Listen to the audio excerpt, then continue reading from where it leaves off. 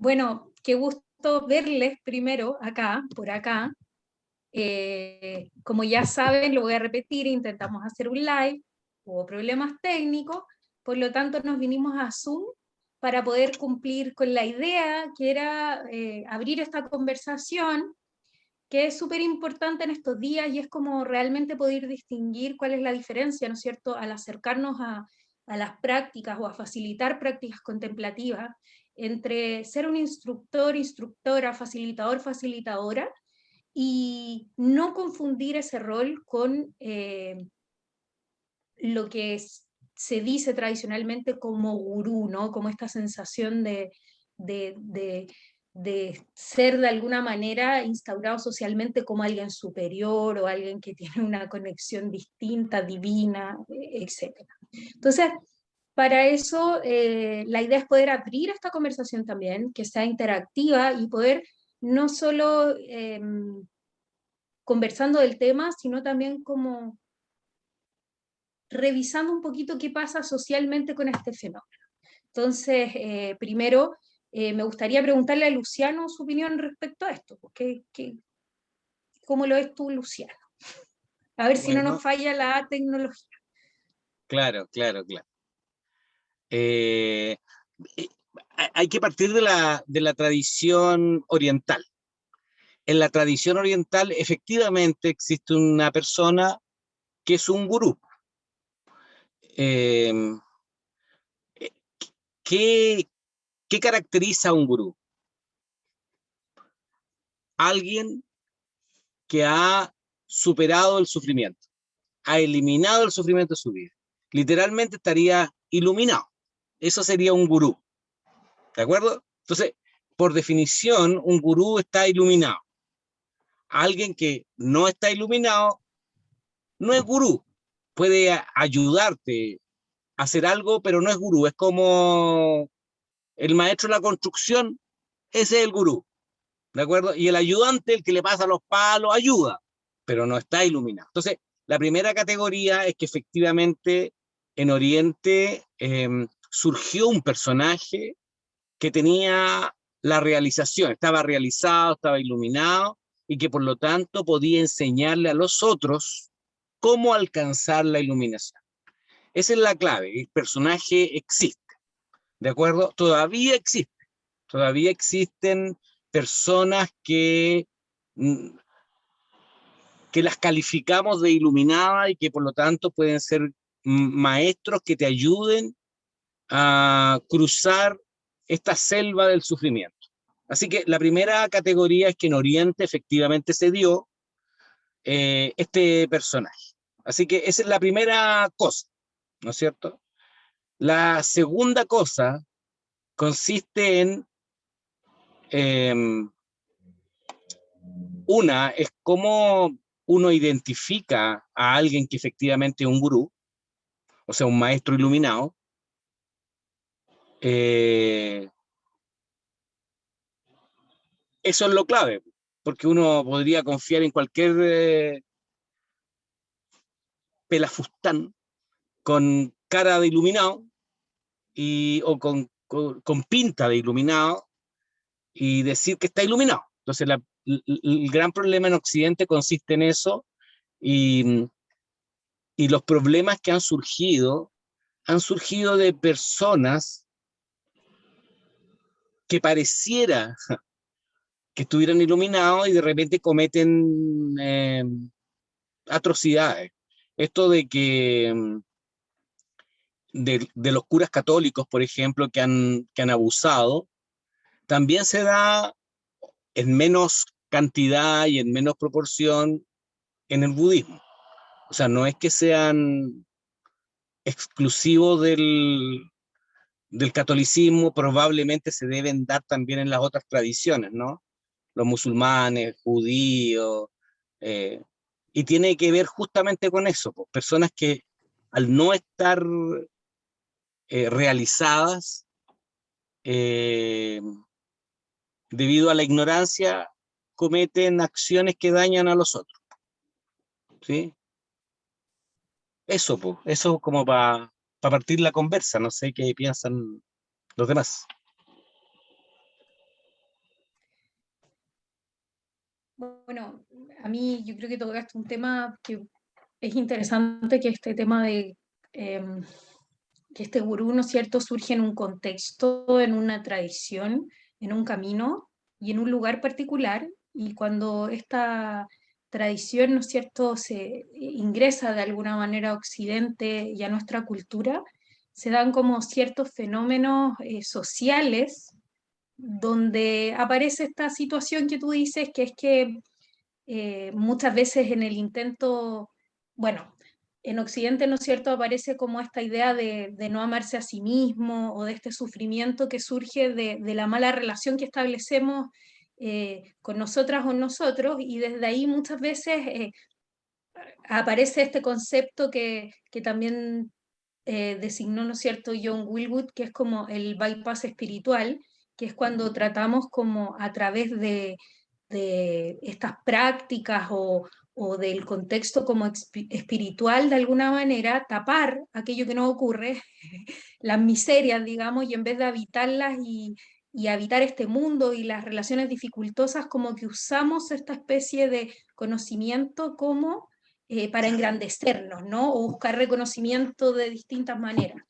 Entonces, creo que eso vuelve súper necesario contextualizar y aterrizar qué es lo que nos ocurre, como cuando empezamos a facilitar o a aprender estas prácticas y ser como súper honestos con nuestro propio proceso, en primer lugar, y posicionar nuevamente un tema que se ha perdido, que es la ética. Eh, Hoy día justo estaba conversando y ahí me acordé de no sé si vieron el, la película del estafador de Netflix, ¿la vieron? Bueno, resulta que el estafador de Netflix, o sea, en Netflix estaba la película, pero era el estafador de Tinder, ¿no es cierto? Y este estafador de Tinder, ¿no es cierto? De alguna manera eh, hacía como un concepto que se conoce como Ponzi, que es como le quito plata a alguien, ¿no es cierto? Y con esa plata sigo haciendo mis conquistas, con la próxima conquista, y así mantenía su engaño. Y resulta que se descubrió esto y este personaje empezó a enviar saludos ahora. Se quedó, fue descubierto y todo el tema, y empezó a vender sus saludos a otras personas, y en 2 días Sí. lleva acumulado no sé cuántos millones de pesos. Entonces, de alguna manera, lo que quería expresar con esto es cómo la ética ha perdido importancia, ¿no? Que incluso a pesar de todo lo que él hizo, de la ética que rompió, hay personas que están dispuestas a seguir alimentando ese fenómeno. Y con eso, lo que quiero expresar, que los fenómenos que se dan a nivel como de esta idea de creerse gurú o de expresarse como gurú y dañar a otros y mantener este tipo, ¿no es cierto?, de confusiones, también son alimentadas socialmente, no es solo el gurú, ¿se entiende? Sino que en este fenómeno podemos ver que nosotros personas, seguimos alimentando estas faltas a la ética. Eso como que yo tenía ganas de expresar, que no es solo como la idea de la conversación, creo que no es apuntar con el dedo, sino abrir la conversa y como poder reflexionar y ubicarnos en el espacio, porque eh, es un fenómeno social, pues interdependiente, no es solo el gurú de alguna manera.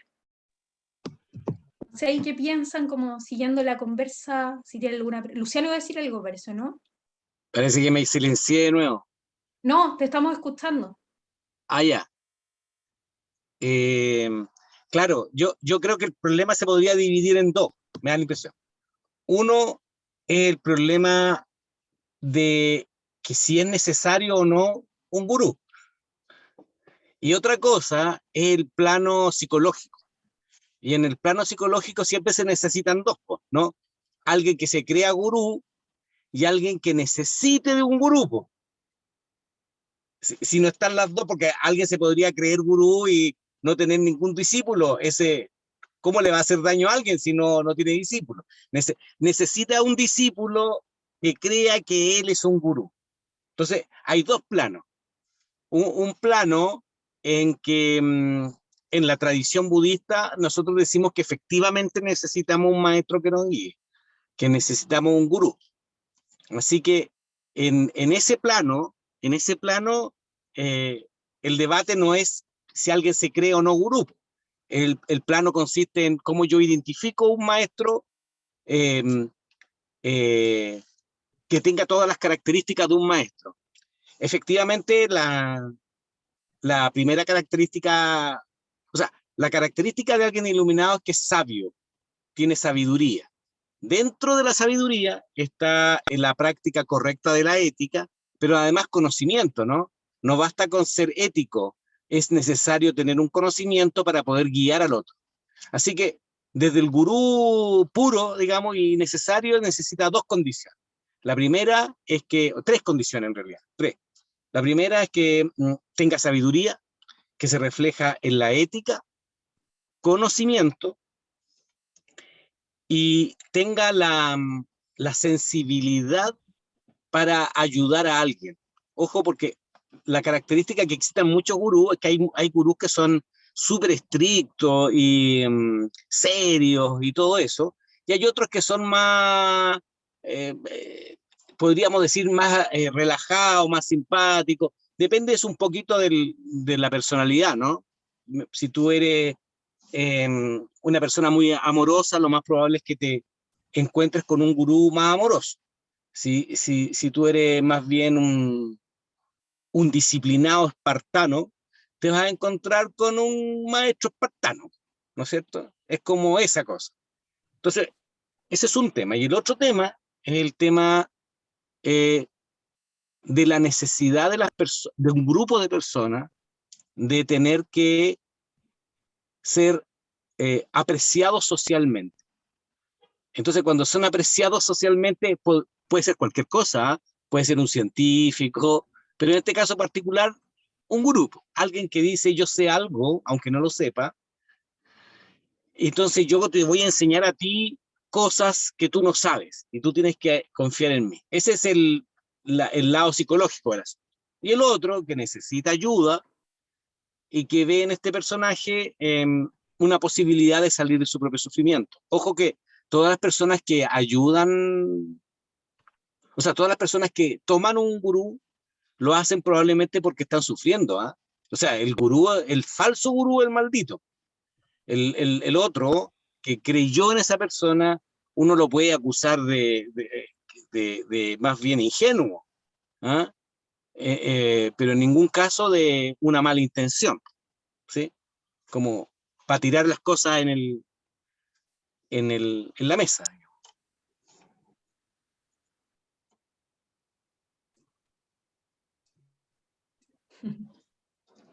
No sé qué más. ¿Alguien quiere opinar algo, comentar, hacer alguna pregunta?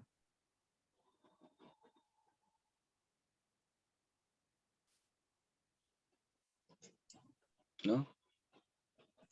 Don Yo me Camilo. gustaría hacer un comentario.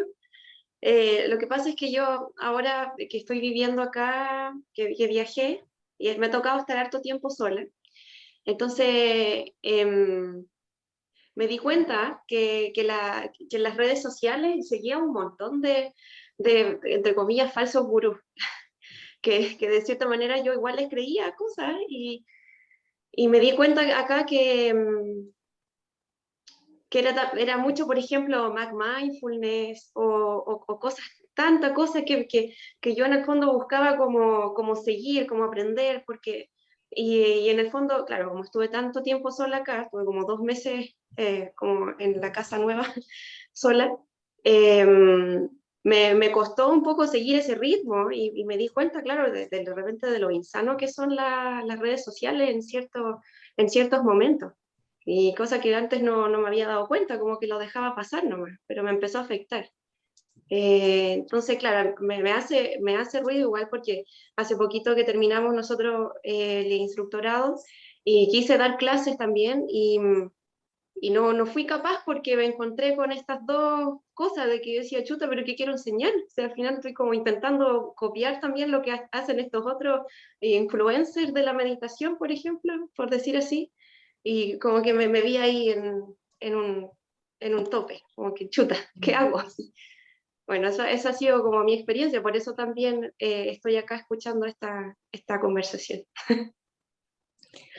Súper, gracias, Caro. Creo que es súper importante lo que estás comentando, como este fenómeno, ¿no? Como súper globalizado. Luciano, por un lado, está expresando, ¿no es cierto?, lo que un poco es el gurú desde la tradición oriental y cómo reconocerlo dentro de ese contexto, ¿no es cierto? Y que dentro de ese contexto, fíjense, él dice como primera condición, se liberó del sufrimiento, digamos, completamente, ¿no? Y bueno, por lo menos mi sensación, esto muy desde lo que opino y cierto, yo por lo menos admiro mucho al Dalai Lama y realmente lo encuentro desde el, desde lo que estamos conversando, un gurú, de alguna manera. Y yo veo algo en él que está siempre presente, que es como esta humildad, ¿no? Yo no lo veo a él diciendo, oye, soy un gurú, te voy a resolver la vida. Y por lo menos a mí particularmente eso es algo que me genera confianza del Dalai Lama, ¿sí? Como esta sabiduría que surge al estar con los otros y que de alguna manera hacía mención Luciano, esto es mi opinión personal, ¿sí? Eh, por otro lado, creo que es importante clarificar desde lo que dices tú y que creo que también esto salió en conversaciones, bueno, acá hay muchas personas que son del instructorado de algunos cursos de PS, la mayoría, creo que casi todos. Que finalmente, claro, pues cuando estamos hablando de instructor, ¿no es cierto?, de un facilitador de algo, es súper importante sostener esta ética y reconocer que finalmente uno está acá porque no se ha liberado del sufrimiento. ¿Sí? Ha seguido este camino y está haciendo estas prácticas porque está buscando una salida. Y eso te permite como conectarte de alguna manera con tu camino y con los otros, como entender que uno es un instructor, es un ayudante, como dice Luciano, está intentando, ¿no es cierto?, entregar algo que en su propio proceso ha aprendido, pero desde un espacio súper como realista y ético, ¿sí? Y eso es importante tenerlo siempre en cuenta y como la humildad de reconocer nuestros propios procesos, porque a veces pasa, ¿no? Que por esta búsqueda que a veces tenemos en Occidente del logro y de reconocimiento social que hablaba Luciano, que tendemos muchas veces como a magnificar o a exagerar o a personificar estos logros, como decir, por ejemplo, no, yo ahora he practicado compasión, entonces soy la más compasiva y nunca me enojo y nunca me pasan cosas y en realidad son procesos largos, pues. Entonces ha pasado, como dice la Caro, ¿no? Y es como una sensación sentida, por eso también aparece este tema, que se han masificado estos fenómenos de muchas veces no de la forma más correcta, ¿no?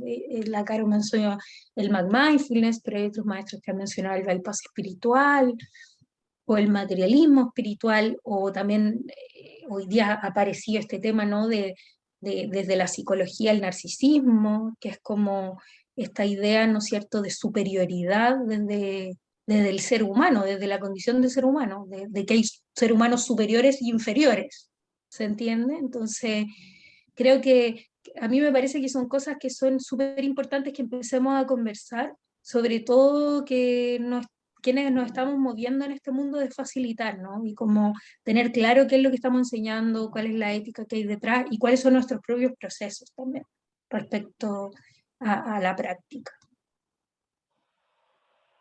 Creo que Felipe iba a decir algo, ¿o no? Sí, me quedé como con los comentarios previos también y nada, como que he pensado después del instructorado en ser instructor y poder dedicar tiempo en transmitir lo que yo aprendí, pero es tan difícil en el fondo como encontrar primero como uno salirse como del estudiante, como del aprendiz. O sea, hay un montón de veces que estaba a punto de escribirte a ti o a Luciano y por favor ayúdenme con cosas desde puntuales y decir, ya, ¿qué estoy pensando? Así como, no, nada que ver, ¿cachai? O como cómo partir como con esto, pero es porque de alguna manera se transforman en referentes y muchas de las cosas y de las formas no hace sentido en el camino.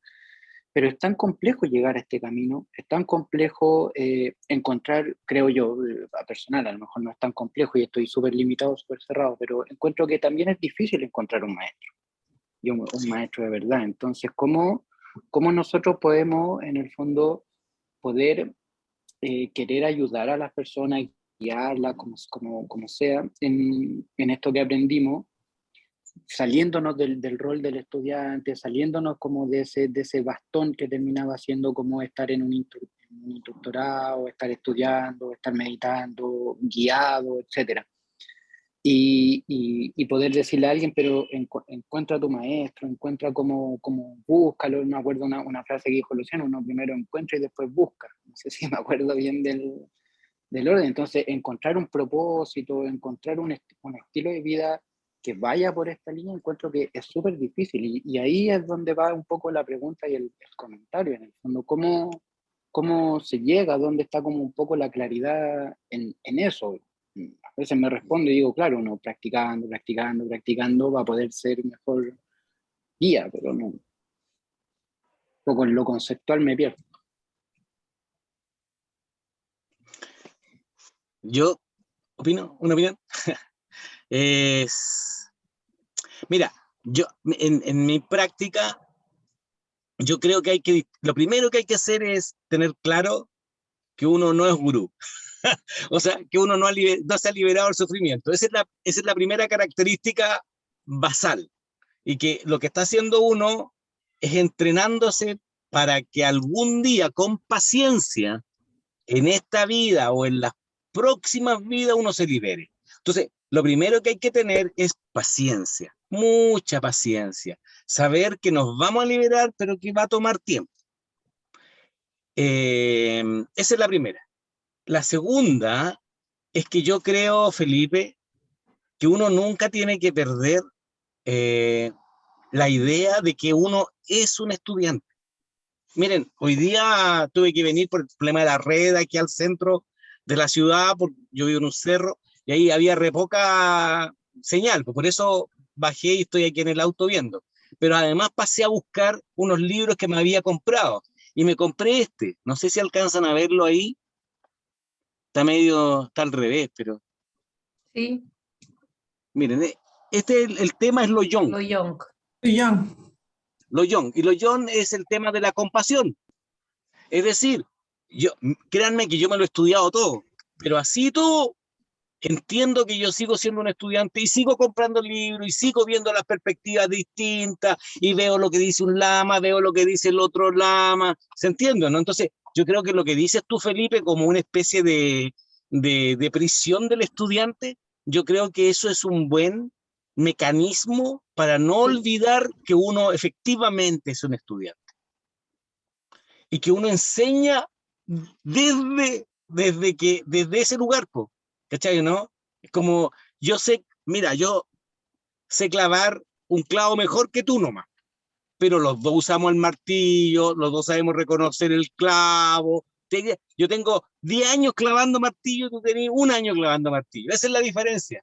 ¿Te das cuenta, no? Es de tiempo de experiencia, no es un cambio cualitativo entre uno y otro. Entonces, si uno entiende eso, que uno es estudiante, uno se ubica humildemente bueno, enseño lo que puedo, no puedo enseñar aquello que todavía no he realizado. Entonces, esa humildad, la humildad del estudiante es súper importante. Entonces, ese es el primer aspecto, siempre considerarse un estudiante.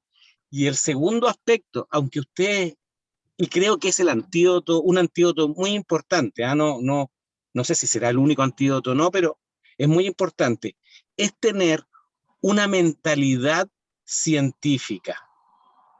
¿Qué quiere decir científica? Que uno actúa en función de los datos experimentales. O sea, usted es un gurú, flote, porque los gurús flotan. ¿Cachai? Levitan los gurús. Bueno, levite. Si no puede levitar, es decir, lo que estoy diciendo, no estoy pidiéndole que leviten, sino que sencillamente estén todo el rato verificando que la persona que ustedes dicen que es su maestro o es su gurú, efectivamente lo sea. ¿Te das cuenta, no? Es como un chequeo y contrachequeo, y para eso uno tiene que guiarse por los datos. Por ejemplo, en mi experiencia personal, nuevamente, yo estuve mucho tiempo con un lama que tenía todas las autorizaciones, era Kenpo, todo esto, pero a medida que pasaba el tiempo yo me daba cuenta que los conocimientos que tenía eran más o menos. Que al principio decía que la compasión era lo más importante en la vida, que había que ser súper compasivo, pero que no era tan compasivo. ¿Te das cuenta, no? Entonces, lo que uno tiene que estar chequeando al maestro. No importa, elijan al que quieran ustedes, al maestro que ustedes quieren, pero chequéanlo. O sea, nunca, el mismo Dalai Lama dice que los occidentales hemos elevado a los maestros a pequeños dioses. Y no es así. Los maestros, los profesores, eran buenos profesores, buenos maestros. Yo me acuerdo de mi profesora básica, la señorita Ketty, así le decían, la señorita Ketty. Era como mi primer amor, ¿cachai? La señorita Ketty, yo estaba enamorado de la señorita Ketty, ¿cachai, no? Eso no hay que hacerlo ahora de adulto. Uno tiene que estar chequeando todo el rato una actitud de ver, verificar, ¿cachai o no? No es una confianza ciega, es una confianza condicionada a la persona, en tanto esta persona cumpla la ética, como dice la Paulina, y conserve un espacio de racionalidad, un espacio de estar aterrizado, no pegarse volar, y por eso yo creo que una actitud es la actitud científica. Leer de vez en cuando, a lo mejor no todo el rato, los beneficios de la meditación. Les recomiendo, hay un video que me pareció muy, muy bueno de la Castellano, no me acuerdo cuál es su nombre. Nazaret. La Nazaret Castellano, que hizo una explicación de los distintos, cómo las meditaciones afectaban distintas longitudes de onda de la cabeza. Entonces estaban las longitudes alfa, las beta, son determinadas frecuencias, ¿no? Uno partido por la longitud de onda. Entonces, leer eso, darse cuenta que esto tiene un correlato, que no es pura mística, ¿cachai, no? Que no es pura mística, no es que tengáis cara de lama, te vistáis como lama, no sé, tengáis barba. Ustedes saben que los lamas antiguamente en la India tenían un traje especial, pues todos los lamas tenían un traje. Y en ese tiempo nadie se ponía el traje de lama si tú no eras lama, si no eras monje. Pero aquí en Chile hay una cantidad de personas en el mundo budista que se visten como si fueran lamas, no siéndolo. ¿Cachai, no? Se visten porque quieren vestirse como lama, porque se ha perdido ese respeto por la forma. Hoy día no hay respeto por la forma. Y lo otro es que si ustedes iban a los maestros más realizados, los yogis más realizados, son vagabundos. Son vagabundos, ¿cachai o no? Pero en nuestra tradición, la occidental, ser vagabundo no es bueno. Que lo mejor es ser un trabajador común y corriente, ¿cachai o no? Una persona común y corriente. ¿Te das cuenta? Porque cuando empezáis a tener estas posturas, barbas, pelos, ropas especiales, yo personalmente empiezo a sospechar al tiro. Así que esos son... yo le tengo duda al que aparece muy maqueteado, ¿no? Muy de set de televisión. Entonces, yo creo que hay actitudes, como la actitud de ser estudiante y la actitud científica de ir verificando que lo que dice esté correlacionado con lo que haga la ciencia. El mismo Dalai Lama también lo dijo. Si hay algo del budismo que es contradicho por la ciencia, el Dalai Lama dijo, yo le creo a la ciencia. Y eso es una actitud, ¿te das cuenta, no? Y así uno se protege. Eso, no sé qué piensan los chicos, los demás. Yo quería como tomar lo que dijiste tú, antes de si alguien quiere comentar, y como también un poquito ordenar o bajar que lo que hemos visto de alguna manera también, y que estas prácticas, ¿no es cierto?, o la meditación ingresa como de distintas formas, una parte de la psicología, otra la psicoeducación y otra es el camino espiritual. Entonces, entiendo que la pregunta de Felipe iba más enfocada a este maestro, pero también si no nos hemos encontrado con este maestro dentro del camino espiritual, creo que también Luciano rescató dos cosas que son prioritarias, que esta actitud de aprendiz y la ciencia, de alguna manera, la actitud científica como protección a irse en la volada, bien chileno, en la volada con las cosas. Y hay otra cosita también que ayuda mucho dentro del contexto como psicológico o psicoeducativo, que es tener profesores, ¿sí? Como estar estudiando y aprendiendo de personas. Y eso sigue siendo esta actitud como de aprendiz. Creo que eso nos protege mucho de esta idea como de quedarse un poco atrapado o engrupido en uno mismo, ¿se entiende? Y desde ahí como escalar espacios que realmente no has realizado te permite como bajar. Y lo otro, creo que también son estas instancias como de compartir y de hablar con quienes están en lo mismo y compartir estas inquietudes y poder construirlas socialmente, porque también pasa que culturalmente, socialmente, yo creo que no se puede desconocer que practicar la meditación acá no es lo mismo que hace 2500 años, no es lo mismo practicar meditación acá que en Estados Unidos. De hecho, son temas en los que también la ciencia se ha ido cuestionando y avanzando. ¿Cómo puedo estudiar, no es cierto, estos fenómenos en distintas culturas? Hay una intención detrás. Entonces, es un tema bastante complejo y ayuda como poder reflexionar y compartir de forma conjunta también. El poder tener otros maestros, compañeros, empieza a generar esta actitud colectiva donde no te permite de alguna manera como quedarte atrapado en ti mismo y como de cierta manera sentirte superior o mostrar logros que realmente no has realizado y que a la larga pueden significar un daño, ¿sí? Para ti misma, para ti mismo o para los demás. Eso quería decir como comentario. Alonso tiene Muchas la mano gracias. levantada. Sí, Paulina, hola, ¿me logra escuchar? ¿Sí? Fuerte y claro, perfecto.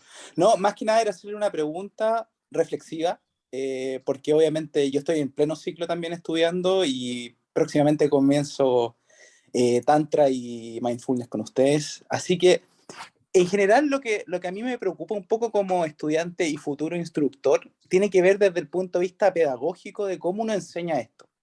Entonces, ¿qué pasa? Que en general en la pedagogía tradicional uno entiende que hay cosas que son procedimentales, le enseña a hacer, cosas cognitivas le enseña como tal, pero hay cosas que son actitudinales, que tiene que ver con motivar al otro a hacerlo. Y por ejemplo, Luciano decía algo elocuente y decía, en esta vida o en otras vidas. Entonces, yo recién estoy en ese proceso, recién estoy estudiando eso, y me es súper difícil enfrentarme con alguien que tenga una postura espiritual totalmente diferente a la mía.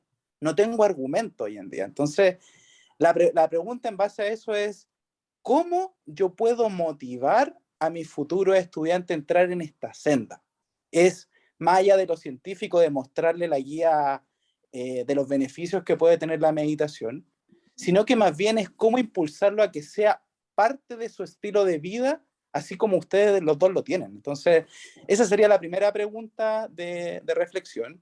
Y la segunda tiene que ver el componente ético. Por ejemplo, personalmente hay una técnica que a mí me cuesta mucho, que es Tonglen.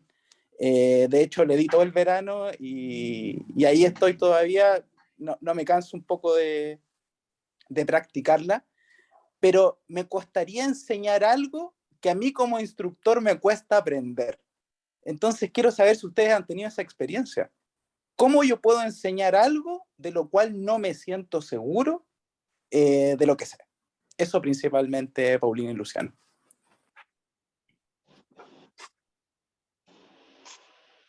Bueno, yo me voy a referir a una parte, a ver si Luciana otra, la que me quedó a mí, que me quedé pensando de lo que estabas hablando, que tiene que ver precisamente con lo que decíamos hace un momento, que es que hay varios contextos, ¿no es cierto? Tú no puedes suponer que a la persona que le vas a enseñar comparte el mismo camino o cree en otras vidas, o sí.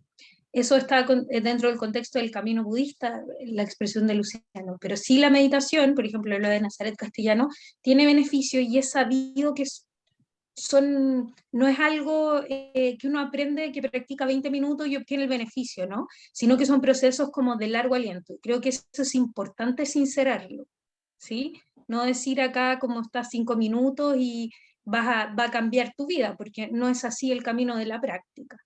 Segundo, creo que uno no puede influir en la intención del otro, o sea, no puede, de alguna manera, puedes motivar al otro, como dices tú, mostrando los beneficios de algo, invitándolo a practicar, pero la intención que tenga esa persona depende de cada persona para la práctica. Hay gente que practica para reducir su estrés, hay gente que practica porque tiene un sufrimiento particular, hay gente que practica porque está buscando un sentido de vida, hay gente que practica por una motivación más trascendente o espiritual. Por eso uno puede contextualizar de alguna manera cómo se enseñan estas prácticas. Y lo otro que yo creo es que dentro del contexto, al menos de felicidad sustentable, uno no es un maestro espiritual ni se está formando como maestro espiritual. Por lo tanto, va a enseñar la práctica de la meditación lo mejor posible. Creo que hay niveles incluso que se ven en el curso, ¿no? Que son los de rasgos alterados y que van mostrando cómo estas prácticas se van instaurando en el contexto occidental en distintos niveles. Entonces, por lo menos desde nuestro espacio, está en un nivel que no es el camino espiritual puro, ¿se entiende? Entonces, desde ahí uno es un instructor o instructora, ¿sí? Y eso también es importante como reconocerlo desde la ética, ¿se entiende? De uno mismo, como ser súper claro en eso con los demás. Eso por mi parte, no sé, Luciano, si quiere agregar algo, yo me quedé con Sí, eso, Alonso. sí, sí. Bueno, yo totalmente de acuerdo con lo que dice Paulina, considerando que la Paulina es una dama, y que yo estoy como en la antípoda de eso. Te voy a contestar como en la tradición. En la tradición no hay que motivar a nadie. A nadie. Ese es un problema, es un tema que lo ha levantado el mundo occidental, en que yo tengo motivar como convencer a alguien, por ejemplo, que la ciencia es mejor que el arte. Yo me recuerdo de eso en el colegio. O que, no sé, ser profesional es mejor que no serlo. Antiguamente, ¿se recuerdan o no? Hay muchas mujeres aquí, ser hombre era mejor que ser mujer. O sea, el tema de la motivación es muy complicado porque significa que tú quieres empujar a alguien hacia algo. ¿Te das cuenta, no? Y el rol de los maestros espirituales y de los instructores no es empujar a alguien hacia algo, no es motivarlo. Tú dices, mire, yo sé meditar, ¿quién quiere meditar conmigo? Y llegarán aquellos que quieran meditar porque les caíste bien, porque tenías un buen perfil en Instagram. Vaya a saber uno por qué. ¿Te das cuenta, no? Pero no es necesario argumentar con algo y motivar hacia algo. Entonces, desde ese punto de vista, fíjate tú, que uno descansa, es descansada la vida, porque yo no tengo que convencer a nadie de esto, ¿cachai, no? Otra cosa que en el contexto, una vez que inició el curso, una vez que alguien se inscribió para estudiar meditación contigo, tú le puedes decir, bueno, mira, resulta que hay investigación en esto otro, y los beneficios son estos, y los beneficios son acá y allá, y todo ese tipo de cosas. Entonces, el primer punto es que en realidad no es necesario convencer a alguien de algo. Deja que la persona siga su propia trayectoria. Y eso es súper profundo. ¿Sabes por qué? Porque en principio, la gran mayoría de las personas quieren la felicidad, no quieren sufrir. La gran mayoría de las personas quiere actuar correctamente, no incorrectamente. Por supuesto que está el narcotraficante o no sé qué cosa, ¿cachai? Que hace puro daño. Pero en general, las personas quieren hacer de su vida algo significativo, quieren ayudar a los demás, quieren ayudarse a sí mismos, quieren ayudar a sus amigos y familiares. Por lo tanto, uno lo que tiene que ser ahí es un acompañante nomás, po. Escuchar al otro. Si el otro quiere creer en Mahoma, Buda, todo bien, ¿por qué va a haber algo mejor que otro? ¿Te das cuenta? Entonces el primer punto es que no hay que empujar a alguien, no hay que convencer a alguien. ¿Te das cuenta? ¿No? Y ojo, ¿cómo se convence uno de que la meditación es lo correcto? A través de la práctica. La verdad, por ejemplo, yo llevo más de 20 años practicando y yo empecé a enseñar después de 10 años de haber practicado y estudiado. O sea, yo cuando empecé a enseñar meditación, yo ya había estudiado como 7 años ya, llevaba 7 años de estudio y no sé cuántos millones de mantras. Yo soy practicante del Tantra, entonces pero mira, cuando yo me fui a retiro, llevaba 500.000 de mantras acumulados. Y después en el retiro ahí se juntan millones de mantras, como 5 millones de mantras. Entonces, ¿te das cuenta, no? Entonces el proceso efectivamente es largo y uno se va convenciendo porque uno va recibiendo o uno va dándose cuenta de los beneficios. Entonces, cuando uno enseña ya está absolutamente interiorizado del beneficio, pero por la práctica, no porque alguien me haya engrupido o mostrado una tesis de lo positivo que es la meditación. Entonces, ese es el primer punto. El segundo punto tiene 2 patas. Te silenciaste. Ahí sí. Te había silenciado. Te había silenciado. Ahí ahora te escuchamos. Pero alcanzaste a decir el segundo punto. O sea, explicaste el punto primero completo, no te preocupes. Solo te silenciaste el último 10 segundos, 5 segundos. Ya. Y fue sin mano, me silencié sin mano para que ustedes vean los poderes mentales que soy capaz de silenciar la cosa así, sin apretar nada. Es una broma. Ya, bueno. Después te van a pedir que le evites. ¿Viste? Claro. Tengo que conseguir el software para hacerlo. Ya.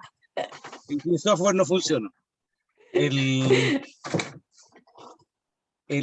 segundo punto es que si uno puede enseñar aquello que no está convencido, y la respuesta es, efectivamente, uno no puede enseñar aquello que no está convencido.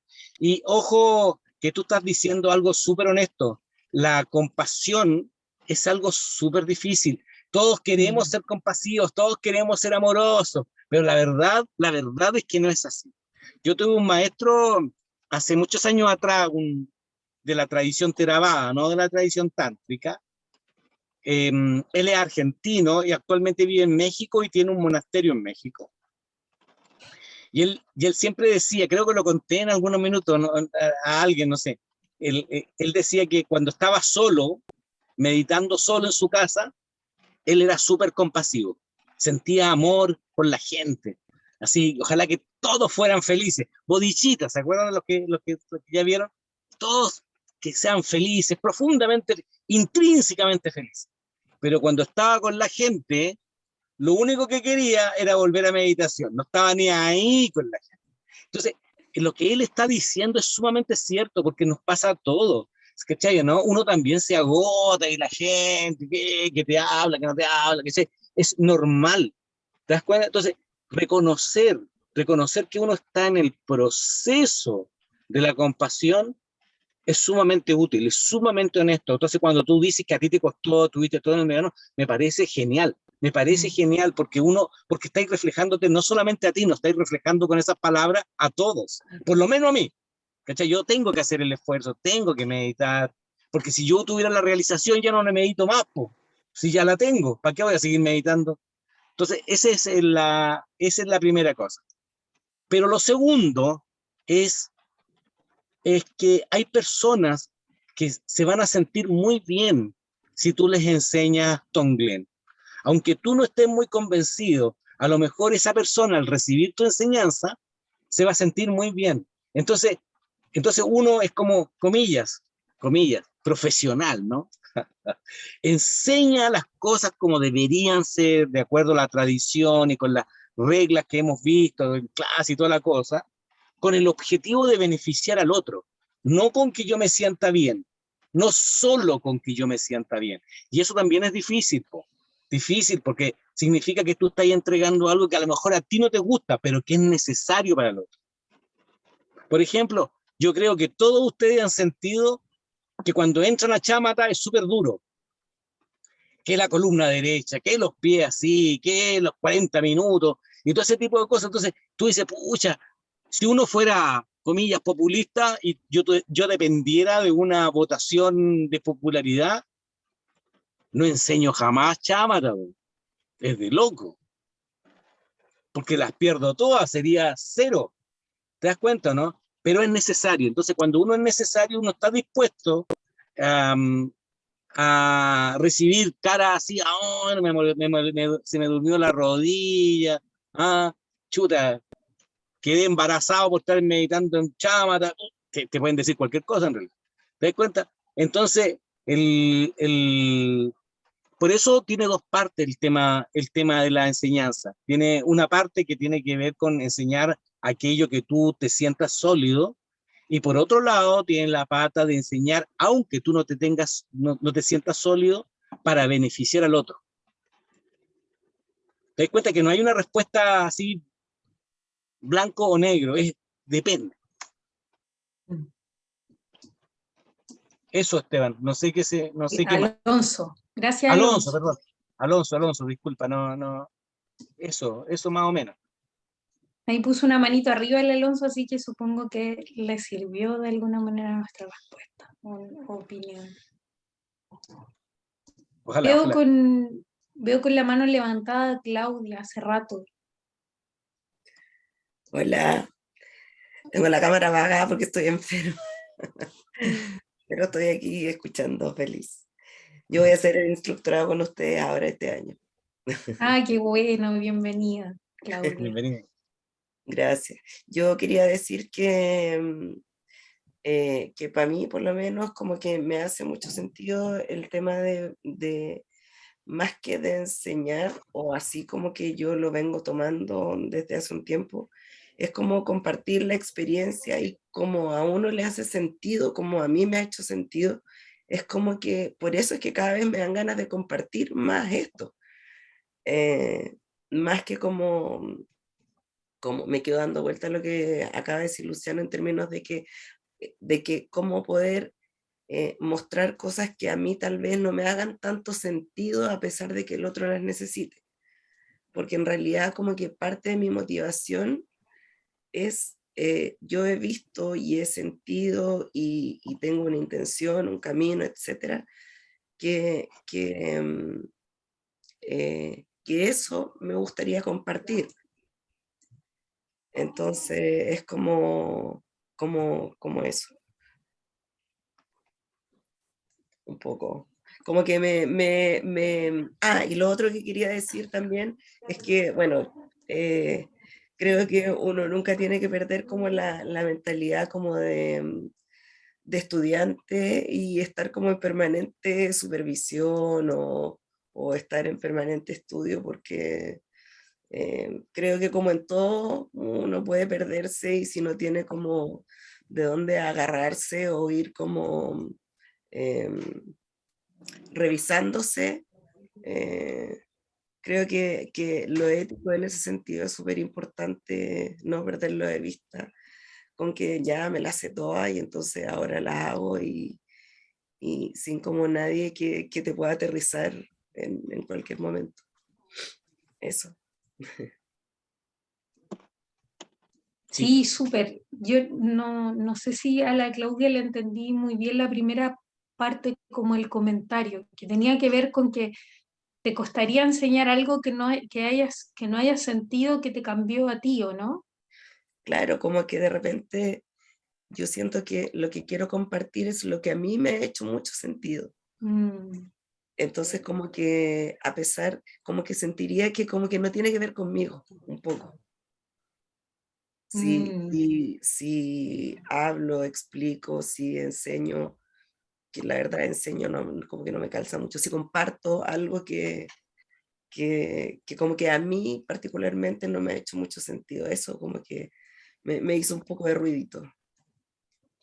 Claro, yo creo que sí, entiendo también que Alonso se refería un poco también como a que a veces uno puede practicar como temas como la compasión. De hecho, él compartía que había estado practicando mucho, que se daba cuenta de las dificultades de practicar eso o se le hacía más difícil.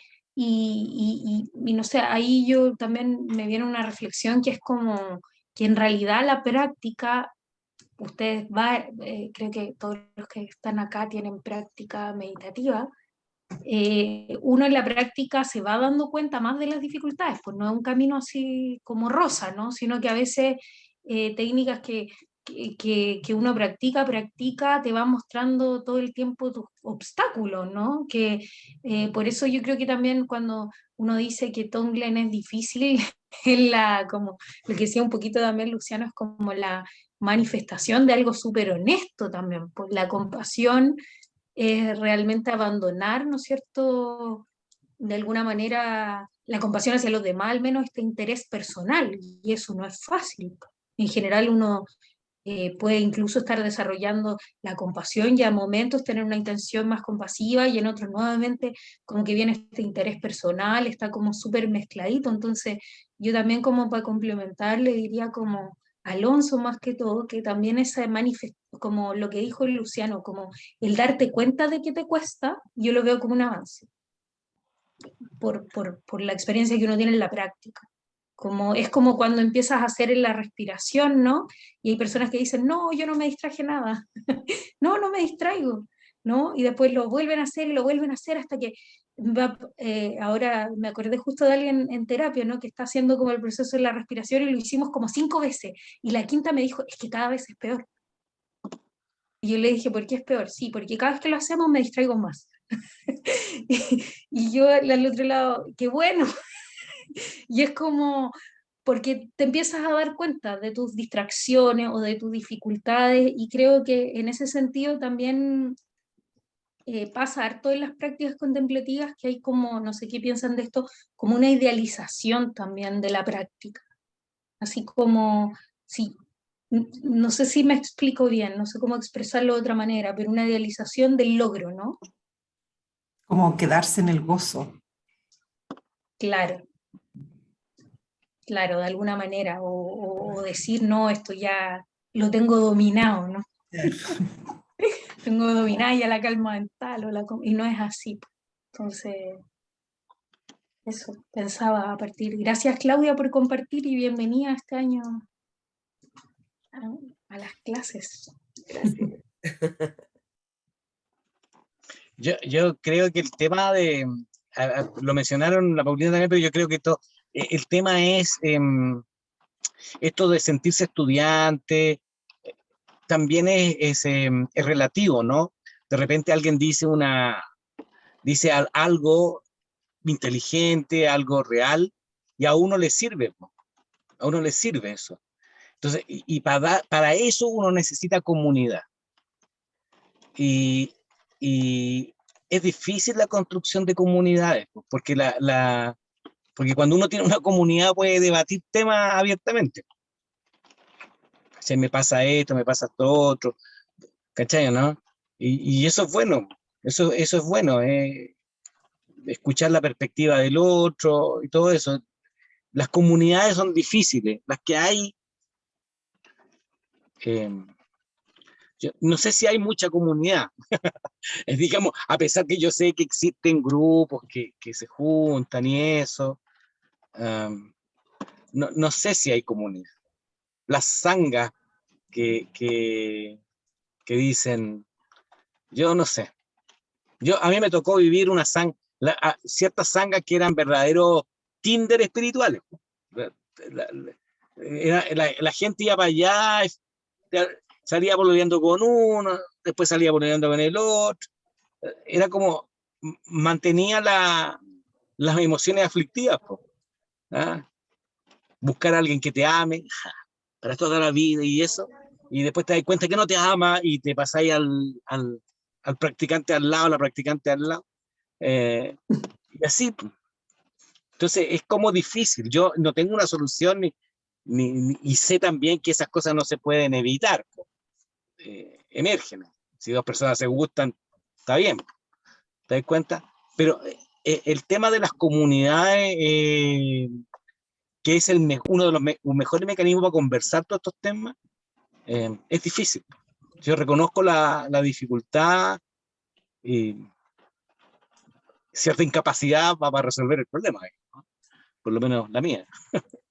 No, y también como sumándome a lo que dice Luciano, también pasa dentro de las comunidades como también la intención de estar también como revisándose, porque a veces también las comunidades se convierten en carreras, po, como competitividad, quién tiene más logro y como de no evitar Ah, como tu conflicto, como bueno. no decir, no compartir como honestamente tu proceso y lo que te está ocurriendo. Que eso es un fenómeno que pasa mucho y en distintos espacios con ideales, no sé, como esta idea, me acuerdo, ¿no? De comentarios, bueno, algún vínculo o respecto a temas como la alimentación o la relación del cuerpo, que yo también como que ando por ahí, ¿no? Y entonces alguien dice, bueno, y ahora aprendí a amarme, y entonces nunca me siento mal Ya, vamos, sí. conmigo misma.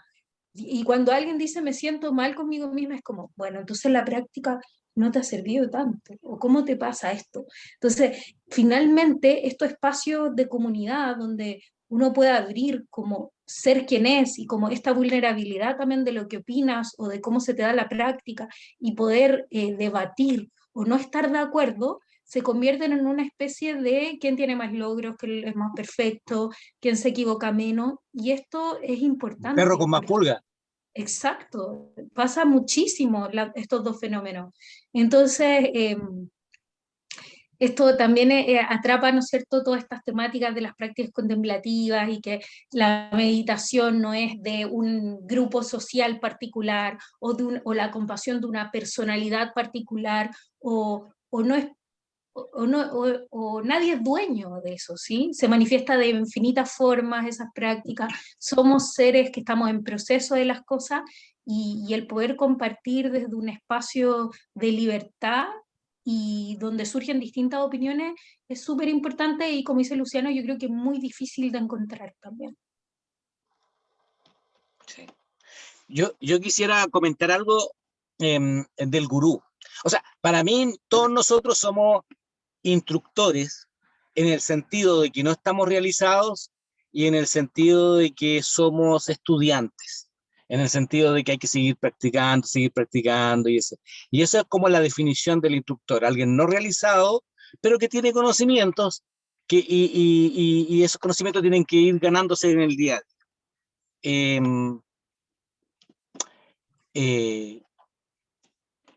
Pero el gurú, que era algo que quería comentar, tiene la característica que no tiene ego.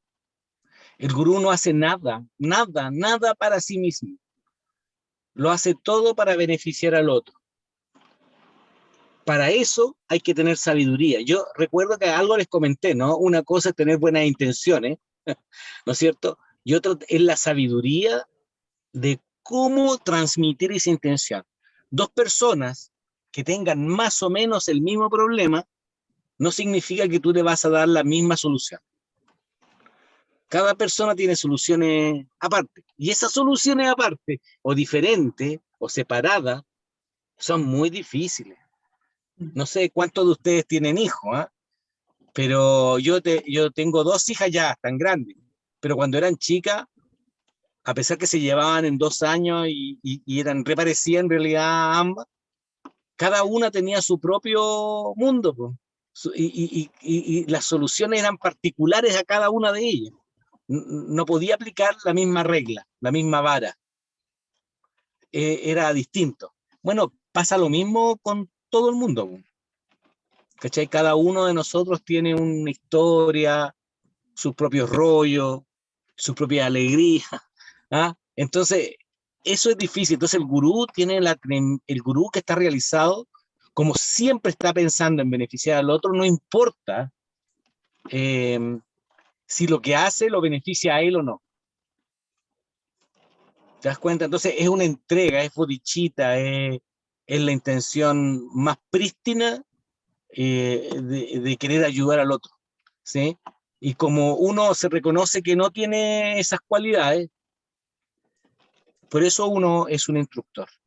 Esa es una cuestión súper importante. Y esto nos protege de caer en la volada, po, en la volada. ¿Cachai, no? Yo creo que un instructor es común y corriente. Algunos somos medio pelados, otros son pelucones, usamos lentes, otros no usan lentes, usamos una polera normal, no andamos con atuendos rojos y, pucha, ¿ah? Que casi venimos de otro planeta, más o menos, con la ropa que venimos. Entonces, ese criterio de normalidad, de ser normal, es muy útil, es humildad, porque finalmente uno es como cualquier otro perico en la calle nomás. ¿Te das cuenta, no? Hay que conservar esto del ciudadano a pie, del metro, del bus, ser normal.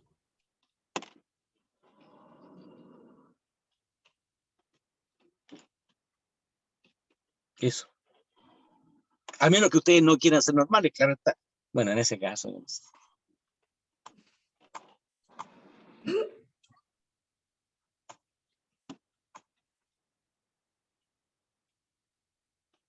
La Pía había levantado la mano, pero la bajó. Humanidad compartida, dice la Claudia, claro. Ese reconocimiento común también. Claro.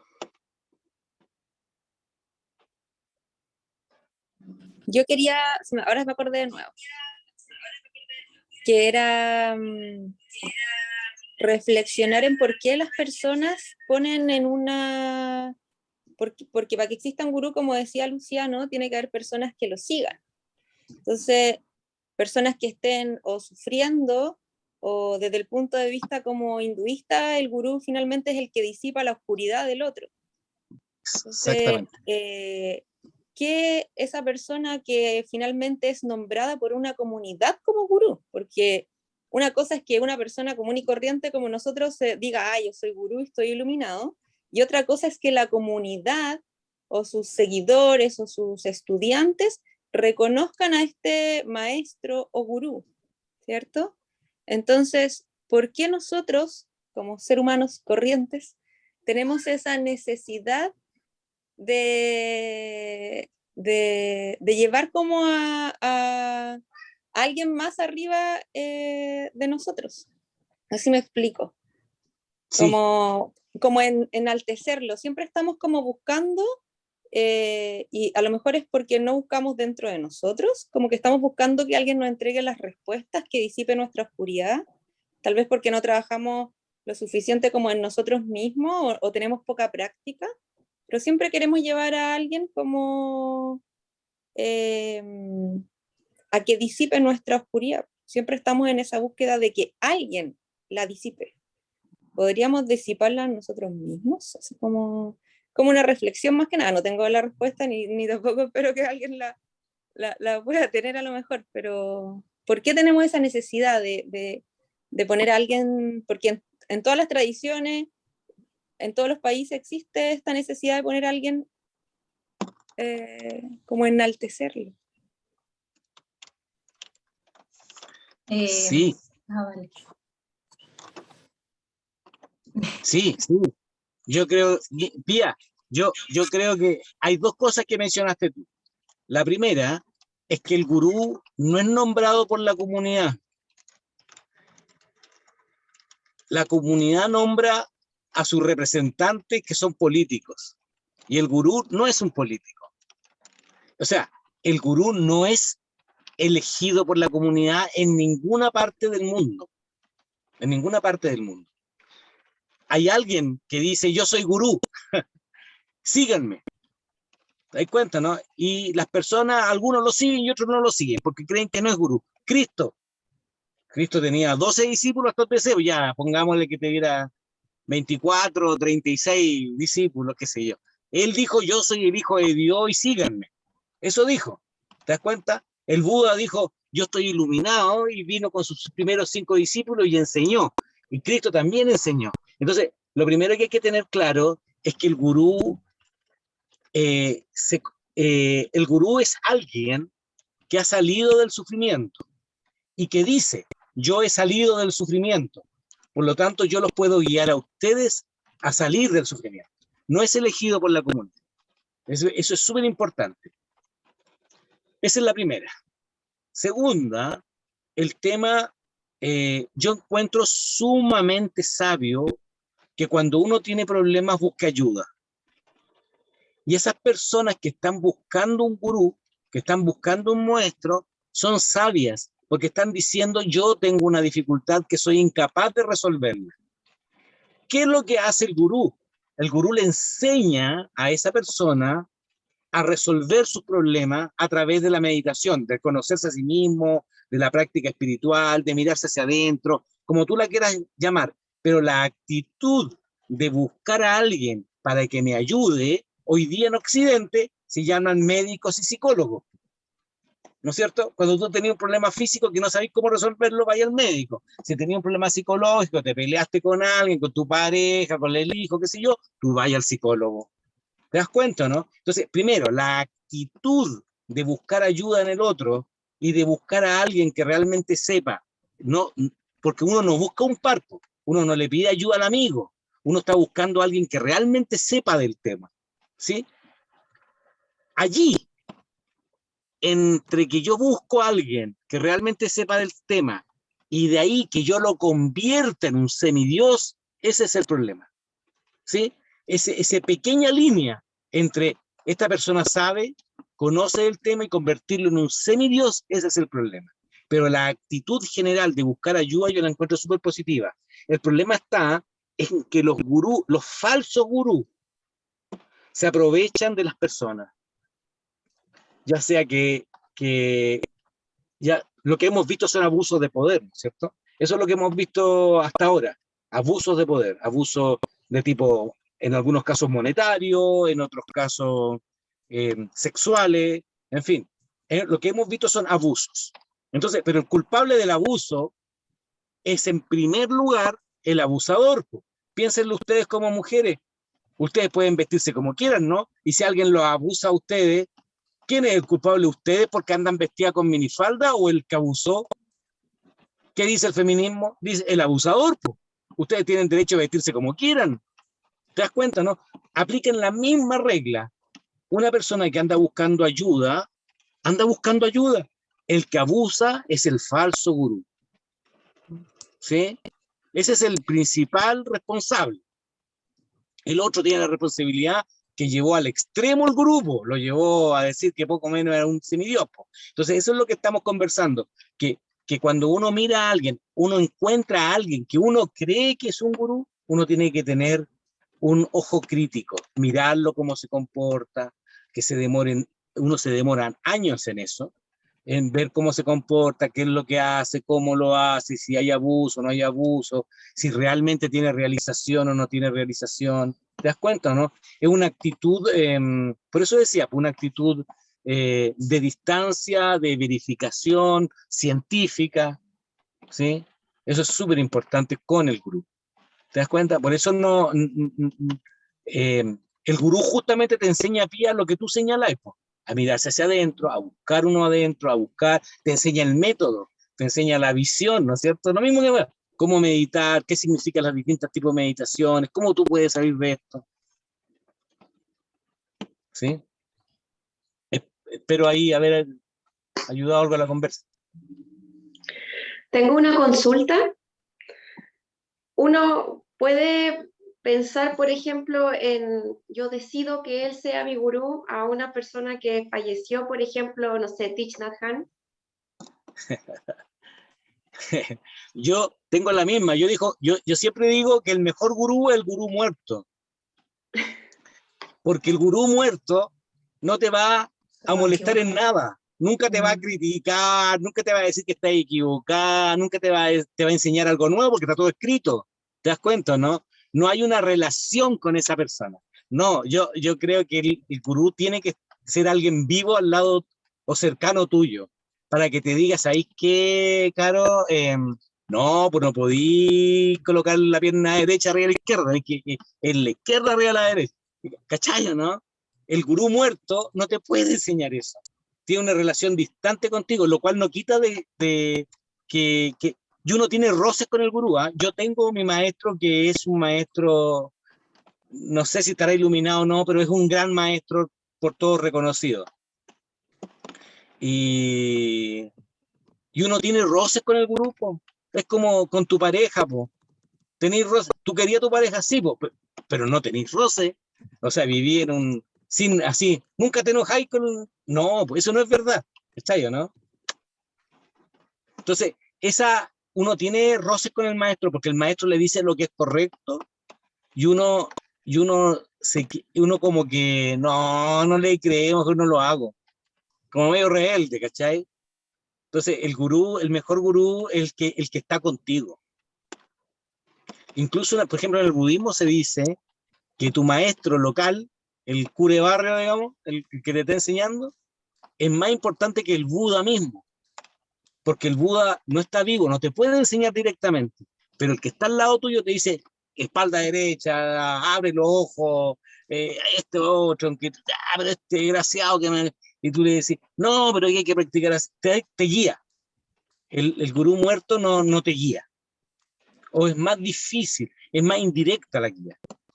Si es que tiene texto. Porque la otra es que tú sabes que, por ejemplo, Ocho, entiendo que escribió como un libro. ¿Ah? Y todos los demás son retazos de las frases que dijo y alguien las juntó, ¿cachai? Entonces, tú no sabías si el segundo libro realmente tiene la sabiduría del primero. Yo no estoy diciendo que Ocho sea un gran sabio, ¿eh? Te estoy dando el ejemplo nomás, por si acaso, me estoy ahí lavando las manos. Yo me quedé pensando respecto a lo que preguntó la Pía, y bueno, es inevitable ver que hay fenómenos en Internet donde efectivamente hay cierto tipo de gurús que tienen 300.000 seguidores y que están autoproclamados como gurú a partir de, no sé. Entonces, eso podría dar por una conversación completa del aspecto psicológico, pero ya llevamos un montón de rato hablando porque efectivamente es un fenómeno que puede ser desde la psicología social complejamente analizado, digamos, y entretenido además de ver. Pero lo que sí es importante y como a tener en cuenta es la verificación de a quién estoy siguiendo. ¿Sí? Y en el mundo occidental esas verificaciones son a través de permisos, de años de estudio, de años de práctica, de entender bien lo que estoy hablando, entonces ahí también surge la responsabilidad de uno, de darle primero del compromiso personal con la ética, con la práctica y con el conocimiento, de saber realmente a quién estoy siguiendo y qué es lo que estoy aprendiendo, ¿sí? Y poder verificar eso en el otro, porque pasa mucho también que hay gurús que como que no sé, no sé qué usar porque no quiero tampoco como acusar con el dedo, sonar despectiva, pero no sé, pues de repente me levanté en la mañana y hablé con una planta y me dijo que yo venía a sanarlos a todos y tienen 300.000 seguidores. Entonces tú dices, bueno, ¿y esta persona quién es? Y empiezas ahí y no hay nada, no hay un maestro detrás, no hay estudios detrás. Ojo, podemos hablar de dos contextos, un profesor súper reconocido en su aspecto, no simplemente el camino espiritual, tiene que estar la verificación de dónde estudió, qué le enseñó, cuántos años ha practicado, etcétera, y el camino espiritual, donde hay un linaje detrás, años de práctica, y donde alguien le otorgó eso o se entrenó con alguien. Si ustedes se fijan, la internet está llena y las redes sociales de efectivamente personas que tienen, lo han visto, chiquillas, chiquillos, 500.000 seguidores. Y efectivamente uno puede decir, ah, sí, fue declarado gurú, pero es como, ¿de dónde apareció? ¿Qué es lo que practicó? ¿Qué es lo que está enseñando? Entonces, también hay una responsabilidad de eso. Y mientras menos le demos importancia a la ética, eso va a ir en aumento. Es que me nacía decir de que hay mucho, es que ¿Sí? es demasiado el florecimiento de gurús de aquí y por allá. De hecho, es más, un amigo con el cual practiqué años atrás, hoy día es gurú algo. Entonces uno dice, pero ¿de dónde? ¿Cómo? ¿No? Me da la impresión que también es por falta de conocimiento, que creyendo que el lenguaje lo soporta todo. Pero claro, no es así, po. Es la ética, es la escuela, es el aprendizaje. Pero sí me llama mucho la atención la cantidad de nuevos gurús dando clases de lo que sea, ¿no? De desarrollo humano, de meditación. Pero claro, pero ese gurú también tiene que ver con lo que estábamos hablando antes, que es como el no aprender a evitar tus conflictos, como el bypass espiritual, por ejemplo, como tratar de resolver algo no evitándolo y convirtiéndote como en un ideal de ti mismo que realmente no es, pues, no es así. Y de No esa es manera así. buscar reconocimiento, que es un fenómeno actual evidente en redes, ¿no? Todos de alguna manera buscan ser amados, queridos, reconocidos, famosos, pero y se pierden en esa idea, digamos. Sí. Sí. Es una lástima Es un porque hay tema. de todo. Lo otro Es igual una es que hay lástima. como, ay, perdón,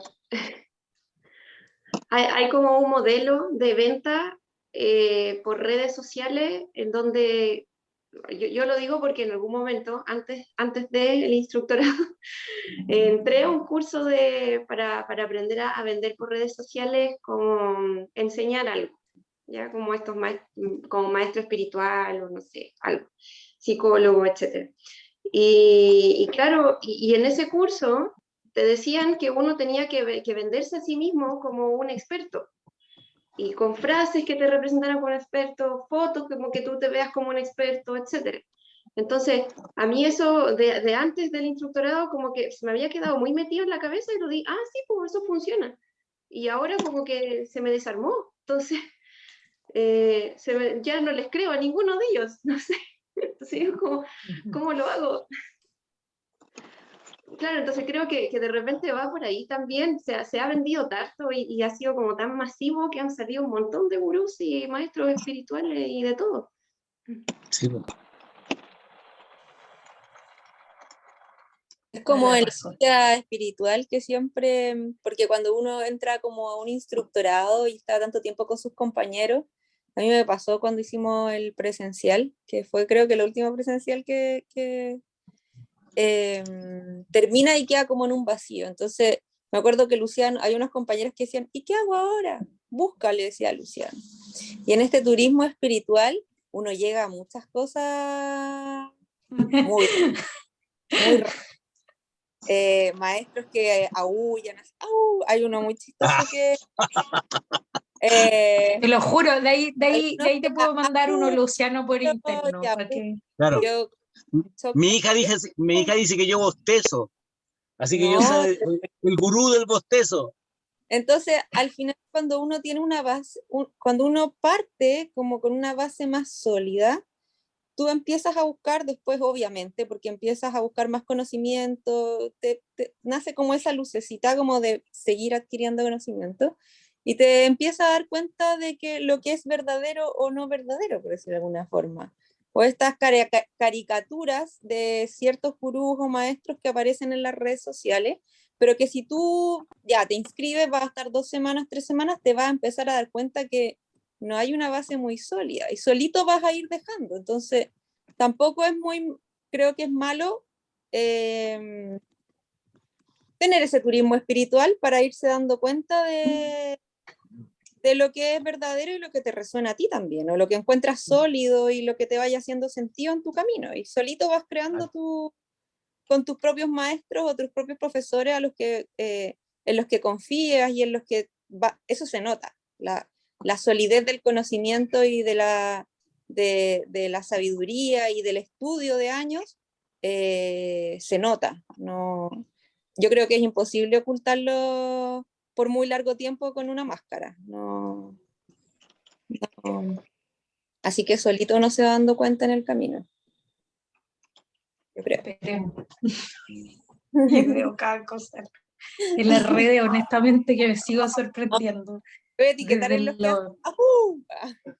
No sé, he visto algunos y también he visto que hablan con plantas, varias cosas. Sí.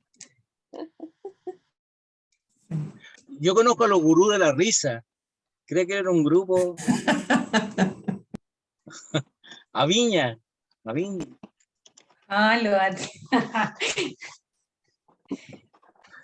Oigan, ¿les parece que vamos cerrando? Porque se ha tenido que ir hartas personas y nos pasamos como harto rato en realidad, son las 8 o 10, casi 2 horas. Así que, bueno, un agrado verles, Igualmente, hartas caras conocidas, así que un gusto. qué rico verles. Chao, chao. Que estén bien. Un Chao, abrazo. que estén bien. Así que estén Gracias, bien, hasta un luego. abrazo. Chao. Cuídense. Gracias. Chao. Chao, chao. Chao. Un abrazo. Chao, chao. Chao. Chao, chao.